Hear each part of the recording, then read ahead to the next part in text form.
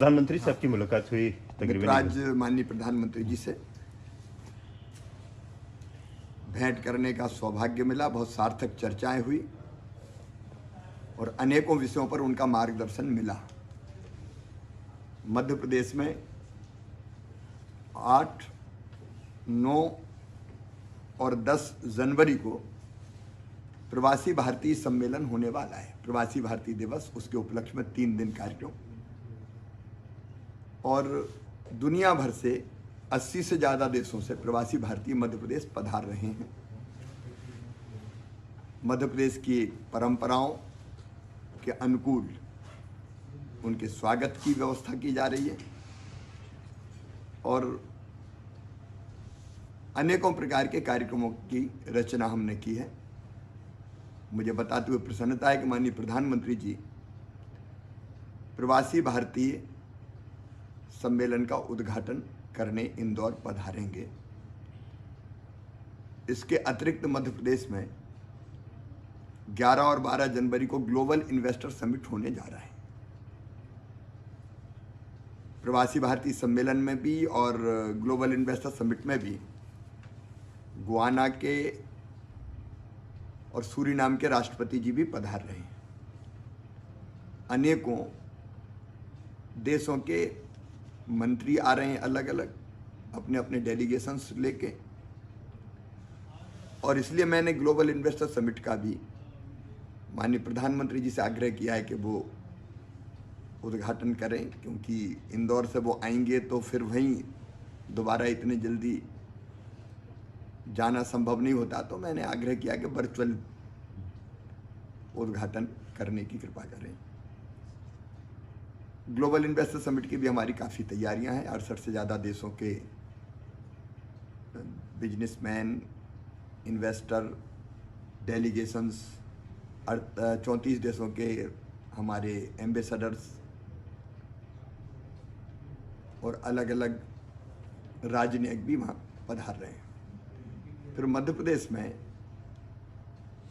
G20 के अनेकों आयोजन होंगे। 8 बैठकें मध्य प्रदेश में होनी है, तो उसके बारे में भी माननीय प्रधानमंत्री जी से मार्गदर्शन मिला। हम मध्य प्रदेश के खेलो इंडिया यूथ गेम्स भी मध्य प्रदेश पर संपन्न होना है। आज उसका लोगो भी लॉन्च होगा भोपाल में।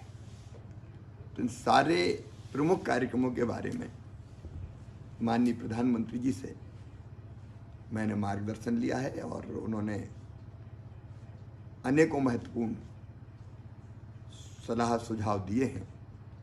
इसके अतिरिक्त मध्य प्रदेश में हमने पेसा एक्ट लागू किया है। धरती पर हम हमारे आदिवासी भाई बहनों को जंगल, जमीन और जल और उनकी संस्कृति और परंपराओं को अक्षुण्ण बनाए रखने के जो अनेकों नियम बनाए हैं, उस पर भी विस्तार से माननीय प्रधानमंत्री जी से मेरी चर्चा हुई है। मध्य प्रदेश के विकास के कामों की मैंने जानकारी दी। फ्लोटिंग सोलर पावर प्लांट एक लगने वाला है मध्य प्रदेश में। एजेंसी वगैरह सब तय हो गई है।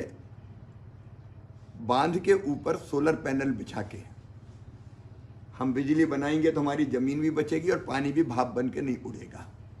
एक महत्वपूर्ण प्रोजेक्ट है। विशेषकर पर्यावरण को बचाने के लिए सौर एनर्जी बहुत महत्वपूर्ण है।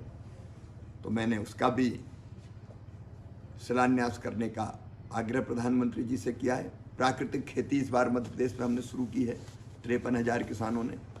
तो प्राकृतिक खेती के बारे में भी मैंने उनको जानकारी दी है।